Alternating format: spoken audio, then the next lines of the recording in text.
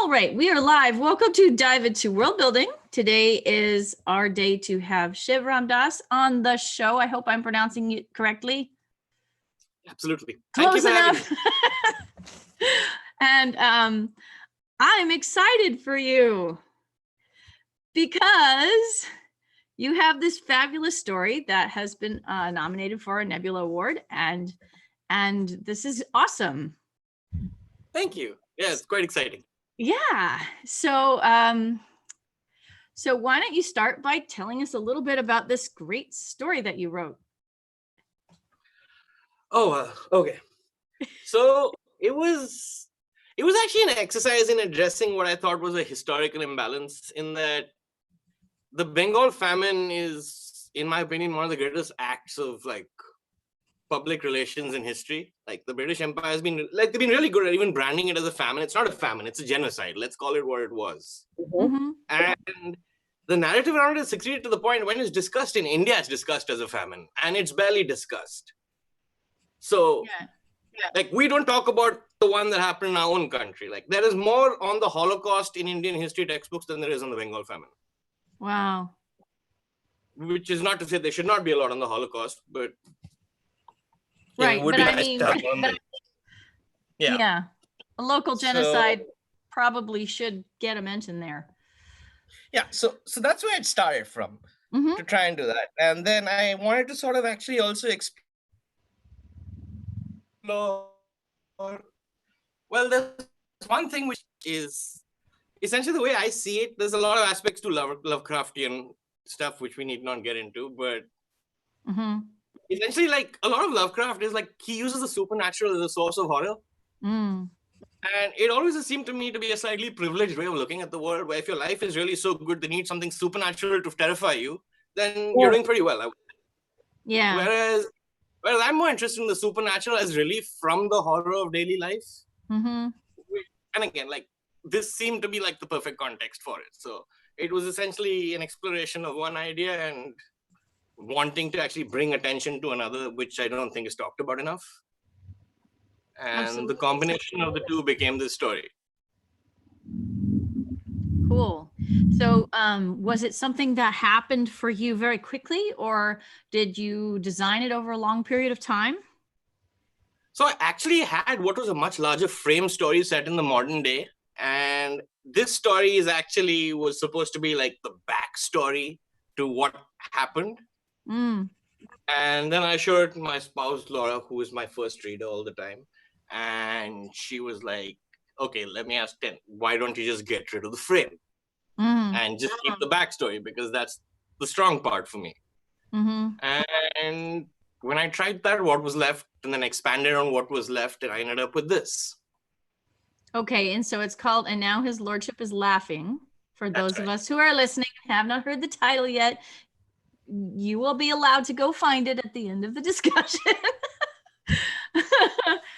And it's in Strange Horizons? That's right. Okay. September. Yeah. So, okay. So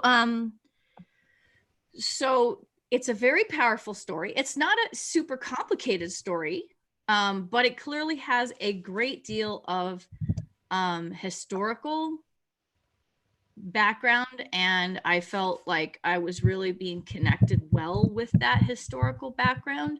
Was that something that that you did research in order to achieve? And if so, what kind? Well, I spent a lot of time. Like I read a couple of, like not a lot of books on it, but there are a couple which I've read at various points. I've spent a lot of time like reaching out to various people who know a little bit about this. The other trouble with like piecing together stuff like this is that a lot of the resources are not in one place. So you kind of have to like dabble a bit here, go to an article here, like find a footnote where there's a citation, then you look up the person who's in the citation, see if you can get something from them, and so on and so forth. So that also took a little bit of time, but I was very interested in making sure that the filming was as historically accurate as possible. So the only really fictional characters here are the protagonist and her grandson, and the eponymous villagers who aren't really in the story. Mm. But the actual governor is the historical governor. Yeah. If you want to look up the record, he did die supposedly mysteriously that year that it happened. Oh, interesting. Yeah. So there's a lot of threads there, which are basically there because they really happened. And Interesting. And so was this something where you were sort of sifting through all of this material that you had come up with, and then you pinpointed this as like an opportunity? Was it the death of the governor that kind of was the entry for you, or where did you find your way in? not really. The death of the governor was more like, all right, this is supposed to be a story. Yeah. But the story was always happening, like long before what happened to the governor. Like the fact that he had died in short order right around the time he passed these laws or whatever was just like an omen, so to speak, that the threads were sort of fitting. But I have no doubt that if that hadn't happened, he'd gone back to the United Kingdom and lived till the ripe old age of 105, I'd still have found a way to do it. Sure. It would just have had to be a little bit more art than history, right? Like. So one of the other things that I noticed as I was reading it, and it's through the whole thing, is the idea of jute. So can you tell us a little bit about the jute and why you know about it and how it made its way into the story in this format? Well, I grew up for part of my childhood in Bengal, so it is everywhere. Like, it's not an exaggeration to say jute was a foundational. It's still it's probably the major crop that West Bengal produces. And if East Bengal / Bangladesh now has moved away from it, it's been after I last heard, because like the entire area produces a lot of jute. A lot of the economy is based on it. There's an entire subculture in part around it. Yeah. And it's just very everywhere. So, you'll see jute objects in people's houses, etc., so on and so forth. Short of it's used for almost everything. And then it just seemed to fit at that time. Yeah. I don't always plan a lot of like the more like touch and feel elements in stories that they seem to like work their way in on their own. Yeah. So having her be an artisan, she was always going to be like working. The natural thing for her to work with would be jute. It is like the traditional doll making material of Asian. So the moment I knew it would be a doll, and to be honest, the story started with the knowledge it was going to be a doll. Like it started as a story where this was going to be a doll story. Ah, okay. Which I have to thank Nora Jemison for one day. Okay, how did that work? Well, she kind of shared a thing on Facebook, which is like this really, really creepy ad of some doll from the 70s in the United States. It was called Baby Laugh a Lot, and it was this really creepy doll. Oh, yeah. So when I saw that, it struck me that, a doll that laughs its victims to death was like a hot story waiting to happen. Okay, yeah, that's for sure. And then over a period of about like a few months or a year or whatever, these various threads came together, and then it's a lot of various thoughts at various points of time that kind of like congregated to become this one story. Yeah, I can see that.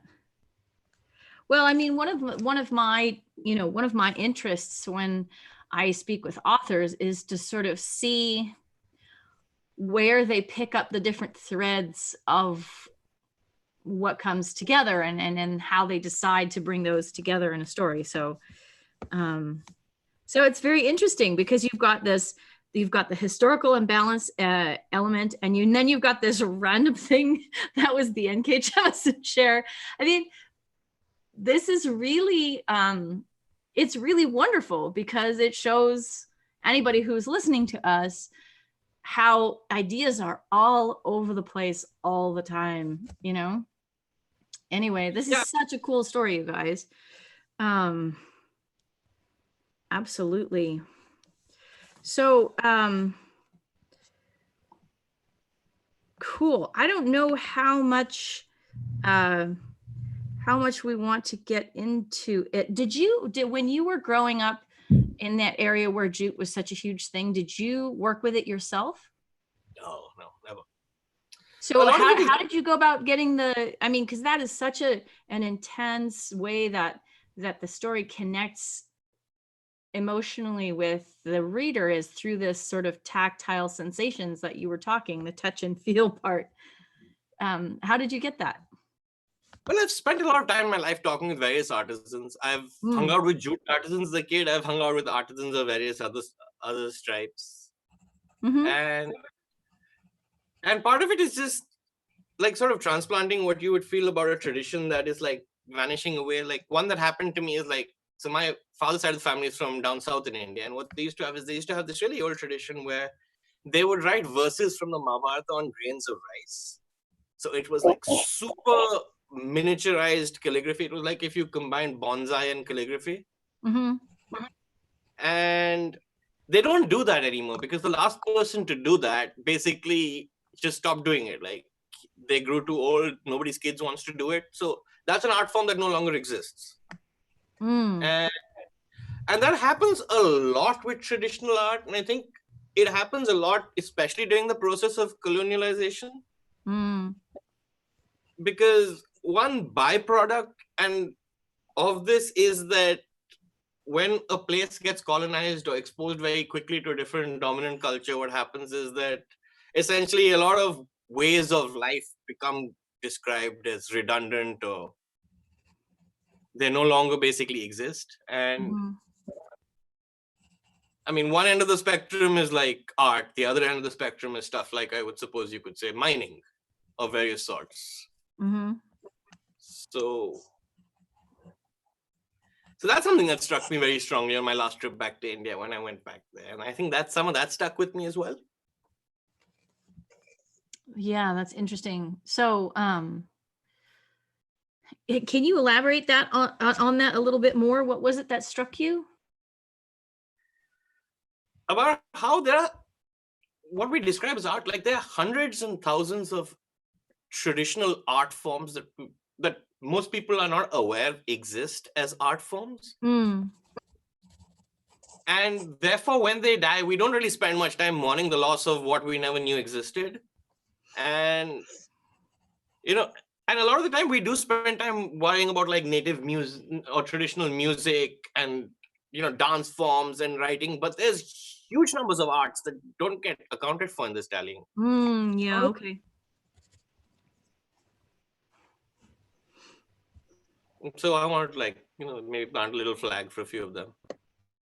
That's good. That's good. Cool. So,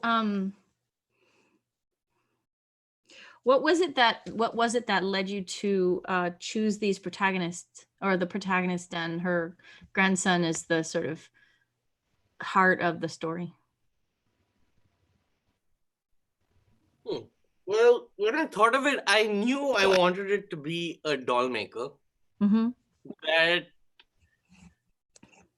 is traditionally something that is not really gender specific. Like it's more like a family specific thing. But the other thing is like very, very few stories, I feel, especially these days, but in general, like you don't really see like, well, older women as heroes enough, I feel. Yep. And like even today, if you look at India, a place like Shaheen Bagh where protests were happening, it's older women from a minority community who are leading the way. And that happens a lot of the time. So I kind of wanted my symbol of the resistance / revolution to not necessarily be like some traditionally like romantic figure as is normally, like a beautiful young person, so to speak, but someone who's more likely to actually fit into that context. Yeah. For instance, so the protagonist is also someone who has a certain amount of like local privilege, which is why they can afford to still be making dolls at this point of time. Sure, This sure. is also something I wanted to seed in there.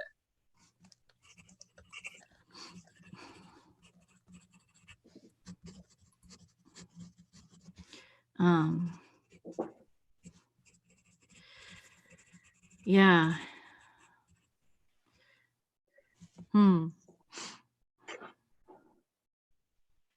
Yeah, I really like what you're saying about this. I'm thinking about what else we can possibly dive into on here. Thoughts? I want to ask about the lack of the male white gaze as well, because she's not ever described as little or brown or skinny or unattractive or whatever. There's a point at which you learn her sari is tattered, and that's kind of. And I like that she gets to be a person without having to be a sexualized body. Did you do that on? Yeah, I don't like describing my characters very often. Like, I always feel like it's just better if you let your readers like form their own head picture of how people look, because at the end of the day, I don't think a lot of people necessarily read to see as much as like understand and see reflections of, if that makes sense. In the sense that, like, if I describe everything to you about the character, then it actually, I think, kills relatability to some extent, because if I describe my character too well, then that I'm reading, I know for a fact it's not me.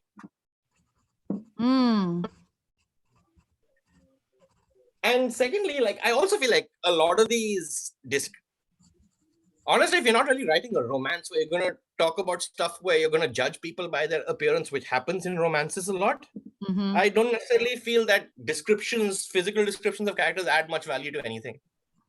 Unless you're describing something that is specifically physical and germane. So, say someone has a strawberry-shaped birthmark on their forehead, which opens the secret lock.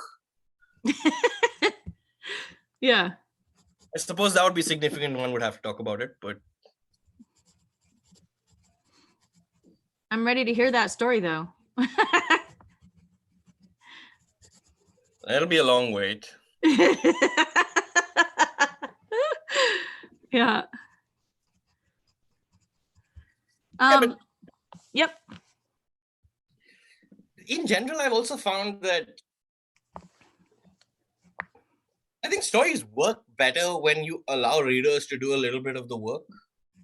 And I find that in my experience and myself as a reader, like, most readers are happy to do it. Like,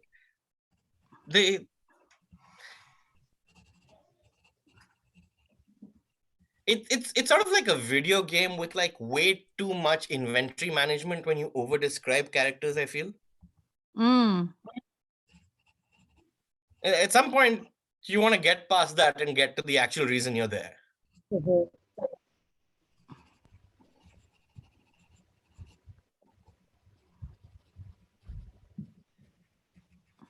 And mostly to a large extent, like, to simplify all of this, it's just that I just feel like what characters do is much more important than how they look.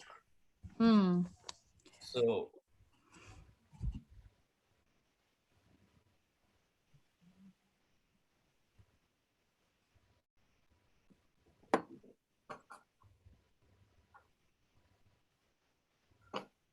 yeah. So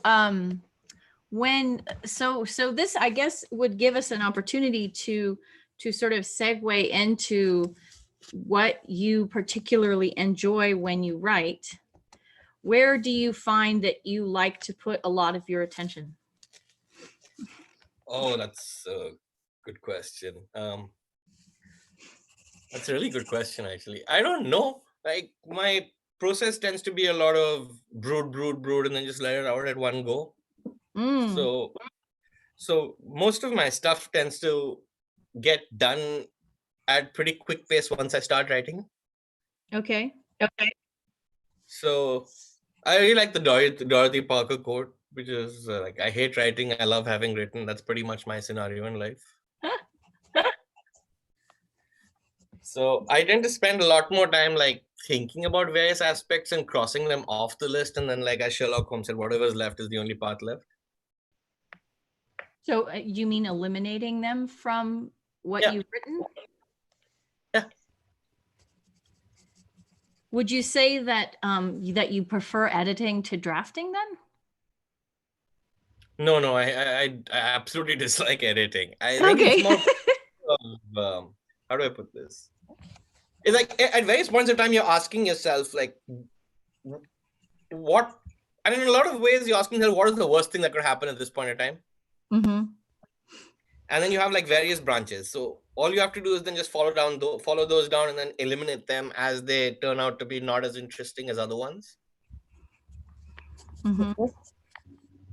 And what's left is your story. I don't necessarily feel like I do a lot of this as consciously as I'm trying to describe it right now, but Oh well, you know, I'm always asking the questions that are going to make people try to put their subconscious process into a conscious format. So I apologize for that. yeah, I mean, in practice, what I do is I pace up and down a lot, and then I like hit the keyboard really hard for several hours, and then there's a story at the end. And I don't always know how I get from A to B. Mm-hmm. So in my view, world building is the process of conveying or creating a sense of world on a page where there was none before. It doesn't have to be a secondary world. It doesn't have to be a fantasy world. So I felt that your world building in this story was very effective because it was very, there was a lot of sensory connection to the setting. There's like for example, the sense of heat and the sense of texture and all kinds of different information like that ended up making it into the story. Is that something that, do you have a stance on world building, or is it something where it sort of happens as you finish pacing up and down a lot and hit the keyboard? So I personally feel like world building matters in the context of it's as valuable as it is valuable to the characters, if that makes any sense. Mm-hmm. So if you can make your characters believe in the world building, your reader will eventually believe in the world building. Ah, interesting. So, for instance, the reason I use a lot of textures and stuff in this is because my protagonist is an artist who would probably think a lot in terms of textures and stuff because she's Right. working with textures in hands. So it would be consistent with how she would view the world. Yep. And by doing so, I make her consistent with her own life as depicted in the story. Mm-hmm. And I think that helps provide a sense of credibility to the rest of the world. Yeah. So in every book I've really loved, the world building has been one in which it's been more quality over quantity. Mm-hmm. And it's quality because the characters believe in it. Like I think Earthsea is fantastic world building, but at the end of the day, Ursula Le Guin does not spend a lot of time telling us this is history, this is politics, this is society. We're basically following this one character, and as he's dealing with the knowledge he's a wizard in his life, and he's battling this shadow from within, and so on and so forth. Mm-hmm. And the world sort of gets filled in around. And then there's Tombs of Artuan, which I think is like one of the greatest books ever written. Oh, that's a wonderful book. And it's everything, right? Like it's Lovecraftian horror, it's world building, it's fantasy, it's connections across space, it's all kinds of things. Mm-hmm. And again, all of it is conveyed in terms of how it's relevant to the characters. Yep. Because the truth is, people don't generally think a lot about the world they live in because they already live in it. Like the times we used to think about, there were times when we were way too young to be the protagonists of most stories. Yep.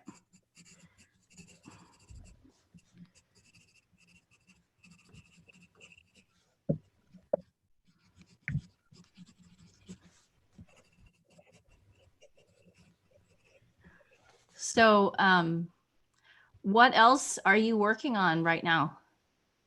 Oh, well, I'm actually doing a novel these days. Like I'm trying to finish one. It's what do I call it? It's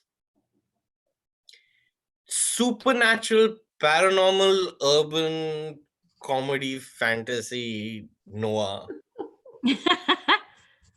I suppose is the best way to describe it. Well, I will read that for sure when it comes out. That sounds terrific.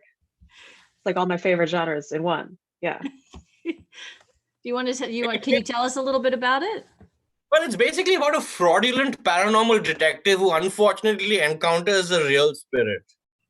Ah, That's a problem.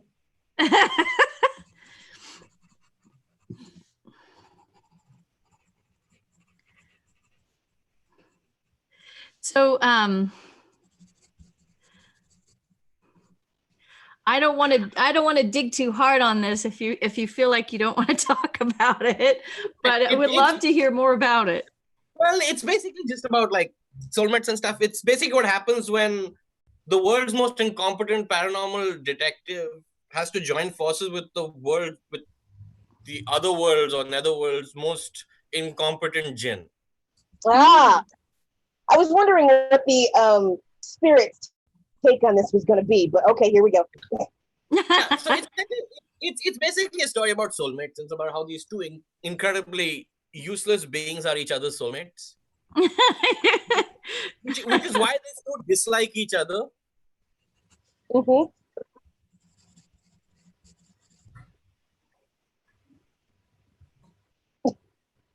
And through that, I'm going to try and address like various aspects. So it's set in like modern day India in Delhi, like in West Delhi. So it's very rooted in places I grew up and went to college and worked in, stuff like that. Mm-hmm. And I've always really, really enjoyed that whole Pratchett vibe, and I've always wanted to do it set back home, like in Indian, not Discworld, that kind of vibe. So this is me generally exploring the urban comedy space. That's I great. wonder, it sounds like you gave Rincewind a soulmate, and I'm so down for that. Yeah, so see, Rincewind has always been my favorite Pratchett character. Okay. I really feel for Rincewind. I really like him. He's so full of himself, and it's so fun. So okay, so I and perhaps some of the readers are not necessarily familiar with this character. So can you tell us more about it? So he's a Pratchett character who is basically, he's part of the whole Unseen University series of stories that Pratchett has done. So he's pretty much the world's most incompetent wizard. Mm-hmm. And he keeps finding himself in these situations where the world's most incompetent wizard has to save the world. Yeah. And the cool thing about Rincewind is it's not that he's just incompetent. Also, he really doesn't want to save the world. He wants to save Rincewind. The goddess of fortune is really, really fond of him. And so she's always making him survive improbable scenarios, which is very, stressful for him, I think, because he would almost prefer it if he died and didn't have to keep running away. I see. And then Death is always like hanging out, waiting for him, and he's always letting Death down. And Death is a really delightful character in that universe. Just very dry.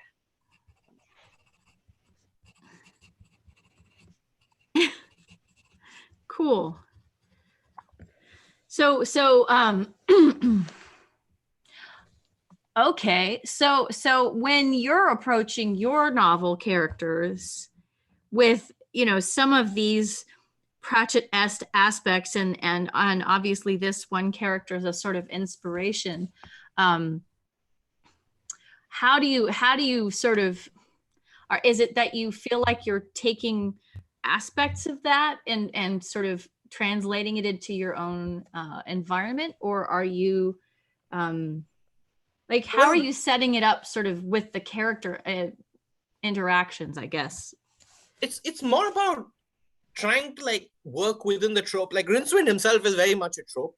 Like like I've always felt that Pratchett is really influenced by P.G. Wodehouse, and then P.G. Wodehouse virtually every protagonist, all his protagonists are in Swin. They're basically useless, bumbling men who get saved because they are in some vague way likable, and there is usually somebody far more competent in the background who, for some inscrutable reason, cares about them. Okay. So that is the entirety of Wodehouse's frankly brilliant comedic career.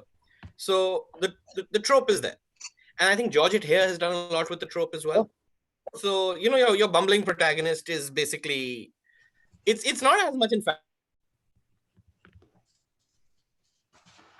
Mm.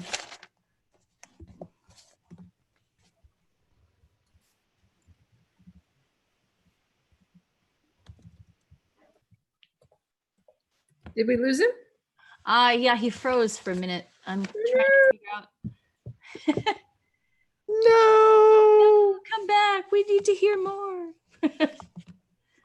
My internet the last few days has been terrible. I think because everyone working from home. So Ah, Oh yeah. Yeah. thank you for that spelling, by the way. I feel like it's honestly just gotten worse. Like, I'm wondering if my computer is doing something wrong or if it's the internet generally. So. Well, it could be that everybody's on the internet now. Yeah. Mhm. Everybody's trying to do live streaming. Everybody's trying to do stuff. So yeah. let me check and make sure that Shiv is actually doing okay. And listeners and watchers, while we're waiting for this commercial interruption, let us remind you that Juliet Wade has a book out now, called Mazes of Power. Mazes of Thank Power you. is an amazing effort of sociological science fiction that I like so much. I not only reviewed it in Nerds of Feather, I also wrote an analysis of it at Tor.com. So yes, maybe I am biased, but I think you, dear listener and watcher, should go out and get Mazes of Power, especially if you're stuck at home not being able to do anything, because you will love it. What would I do without you, Paul? Here's Paul to advertise for me when I can't do it for myself. So That's And you're not even British. right? Okay, so Shiv. I am not. There he is. Maybe. Yeah, for some reason everything just froze up, so I had to sort of restart. Thank you for making the effort of coming back. We appreciate it. So let's see where we were. We were talking about the trope of the bumbling character who is likable and somebody competent cares, and therefore they survive a lot. Yeah, and the challenge there is always making them likable, because bumbling characters who get stuff handed to them on a platter are really likable. Mm. And then the interesting thing was actually like bringing that to the Indian context, where I think there's a lot of scope to like explore like many aspects, but including the comedy, because India, for various reasons, is just the sort of place where a bumbling protagonist would be both wonderful and terrible.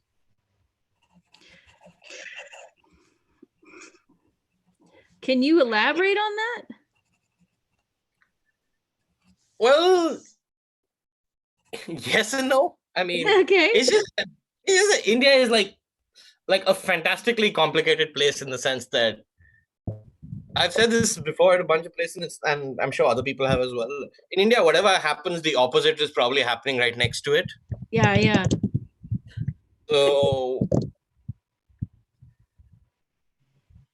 which means that like you can simultaneously have someone who can be both considered brilliant and terrible by the same person. Like I've seen this happen myself. Like you see all kinds of characters who are barely believable anywhere else.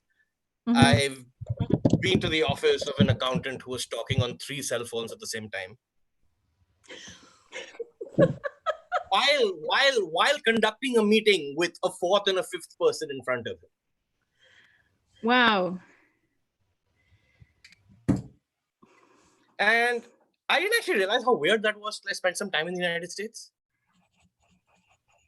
Like, I wouldn't think to put this in a story if I was still living in India, because it wouldn't occur to me that people would think this was weird. Oh, I see. I see. Well, it's interesting because this brings me back to what you said a couple minutes ago about how people don't think about the world that they're living in. Yeah, absolutely. I mean, that's one of the challenges, isn't it? To say, what would this person think about? But And what would matter to them? Like, for Yeah. instance, like my character is like almost entirely motivated by money because his money problems are extreme. okay. Like he's living in a flat, he needs to make rent. The flat is owned by a mother. He's constantly in danger of eviction. And in a sense, it's also exploration of a few like Indian story tropes. Like a very popular trope in a lot of Indian stories is a protagonist trying to make that month's rent. Like a lot of Bollywood of the 90s was about someone trying to make that month's rent. Interesting.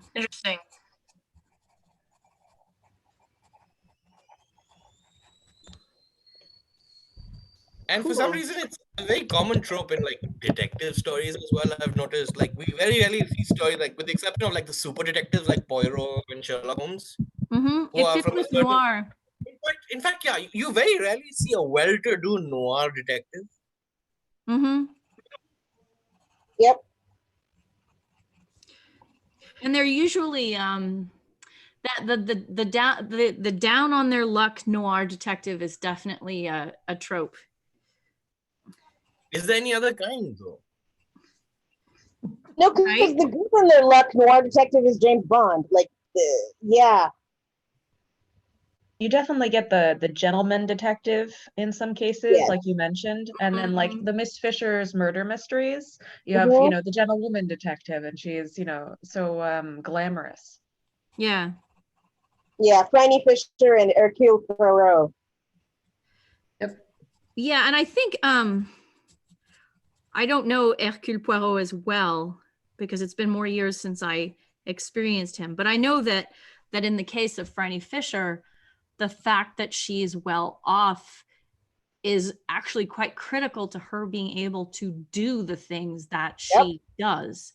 If she weren't that well off, she wouldn't be able to get away with half the things that she gets away with. Mhm. Um, And that's a time period thing also, though. yes. Right. More modern female detectives like Jessica Jones, have that freedom without needing the financial backing. They just go, smash through whatever happens to be in their way. Right. They do have to be hot, though. I don't know, man. Jessica Fletcher, I mean, she was hot, but by the time she started solving murder mysteries, I think perhaps the bloom was off. Yeah, I'm getting a little too old to do that one because now I'm like, I don't know. I can see it. Well, so I'm actually going to ask a question about noir tropes. Do you guys think that noir is about redemption? Because I think in some sense there is a degree to which a noir detective is in a bad state and needs some sort of redemption via the plot. But I don't know how common that is because I'm not a huge, connoisseur of noir. I think in noir, it goes one of two ways. You either have a redemption arc, i.e. they've done something bad and they're making up for it, or you have an arc where they're in a bad place because they're noble and they end up doubling down on it by the end. Right. So the fact that they're in these circumstances is because, they're an ex-cop who refused to turn in somebody or who did turn in a dirty cop, or there's some other noble backstory that sort of brought them down. Yeah. Okay. Well, so to take it back to Shiv, where our focus is for today.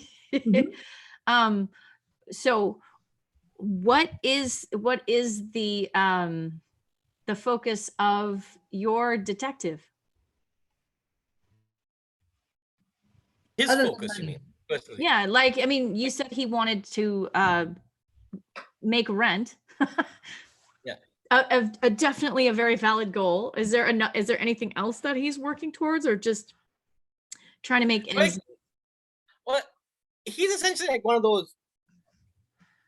Like, I think all of us have like known one of these people at some point of time in life. Are these people who like constantly have like a new scheme every week to become a millionaire?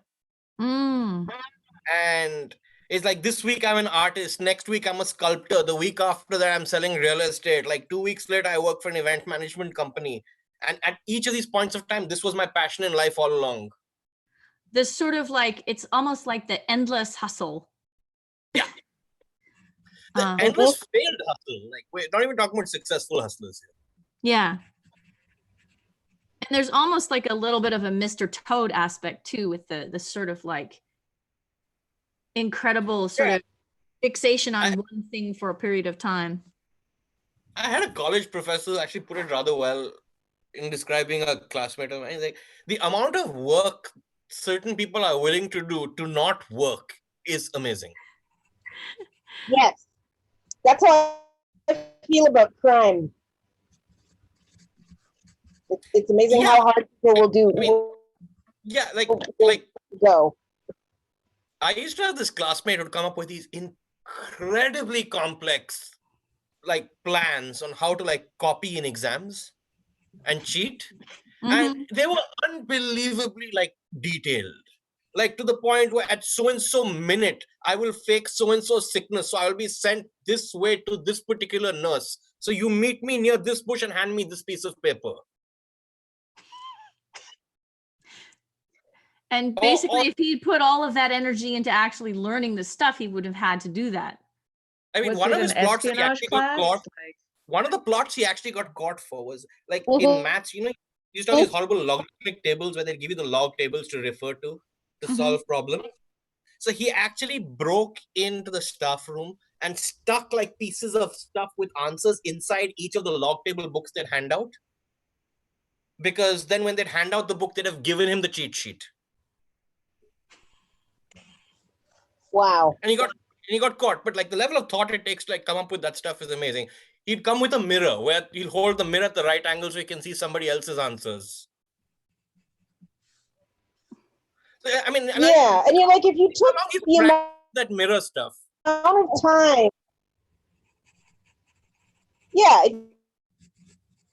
you invested that, they don't think it's fun or something. Yeah, it's like, it's all about getting one ahead, I guess. I don't know what it is.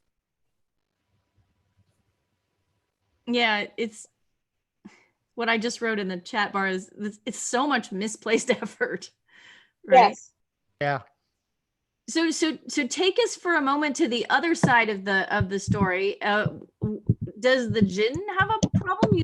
We haven't talked much about what your Jinn's issues is. So now we're getting more into like the fun stuff. Okay, so not to give away too much, but the basic deal is the detective is called into a possession case where these people are really, really worried. These rich people are really worried that their young son has been possessed by a demon and he's been asking for help. But the actual problem is that it's the demon that's been asking for help because the kid is insufferable. So the actual first client is the demon who wants like a way out of this possession assignment, which is not up to the mark at all. Yeah, I'm gonna read this. Yeah, same. And the demon has his own, he has his own set of problems. Like the reason he got this terrible assignment is because like he's like a really, really bad demon. Yeah. And by which I mean like he's bad at being a demon. Yes. So like he doesn't actually have any powers or spells. His only spell is fooling people into thinking he has spells. Cool. He sounds like a match for your detective. Yeah. Exactly. Like two con artists. Did you guys ever hear of that one Guillermo del Toro movie where like the kid summons a demon to cheat on his geometry assignment, but of course he's messed up the pentagram because he's really bad at geometry? No. Oh, this is amazing. Just I reminds already me love of that. What film is this? I forget what the name is. I assume it Oh, has to okay. do with like the geometric shape, but I think it might just be in Spanish. So I'd have to look it up. Okay. I am totally intrigued.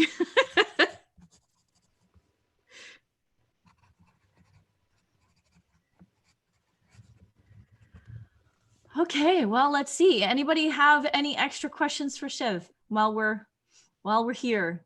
Because we're getting close to 5 o'clock.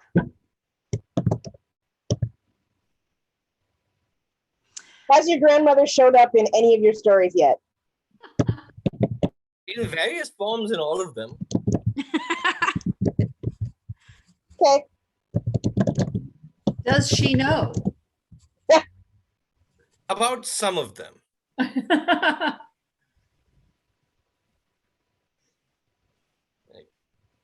So I first met Shiv at the Nebula Awards last year in Los Angeles. And I was hoping that I would be able to see him again this year. But as you may know, the current situation has meant that the Nebula Awards this year is going to be entirely virtual.